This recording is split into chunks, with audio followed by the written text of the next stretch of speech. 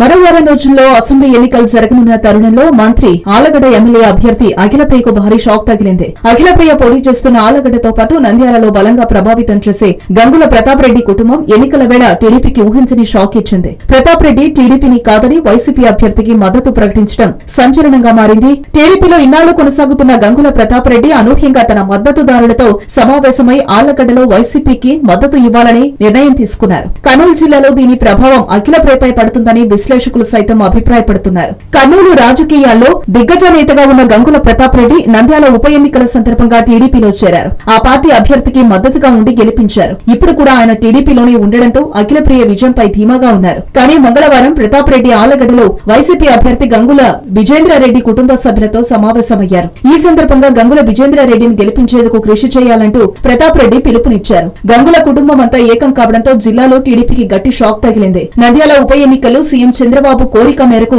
TDP కోసం అఖిలప్రియ గెలుపు కోసం పనిచేసేందుకు గంగుల ప్రతాప్ రెడ్డి ఒప్పుకున్నారు. ఆ సమయంలో నంద్యాల ఎంపీ సీటును ఇస్తారని గంగులకు బాబు హామీ ఇచ్చారని వార్తలొచ్చాయి. ఇప్పుడు ఎన్నికల వేళ గంగులను పక్కన పెట్టి వేరే అభ్యర్థిని ఎంపిక చేశారు. దీంతో మనస్తాపం చెందిన గంగుల ప్రతాప్ రెడ్డి టీడీపీకి గుడ్ బై చెప్పి వైసీపీ అభ్యర్థికి మద్దతు పలికారు. తమకి ఇచ్చిన మాటను చంద్రబాబు పాటించకపోవడంతో గంగుల ప్రతాప్ రెడ్డి వైసీపీకి మద్దతు ప్రకటించారు. గంగుల ఫ్యామిలీ ఏకమవ్వడం, వైసీపీకి మద్దతు ఇవ్వడంతో ఈ ప్రభావం అఖిలకు ఇబ్బందికర పరిస్థితులు కల్పించే అవకాశాలు కనిపిస్తున్నాయి. హలో, మిమ్మల్నే యోయో టీవీ యాప్ డౌన్లోడ్ చేసుకున్నారా? ఇంకా లేదా? మీ యాప్ స్టోర్ కి వెళ్ళి వెంటనే డౌన్లోడ్ చేసుకోండి.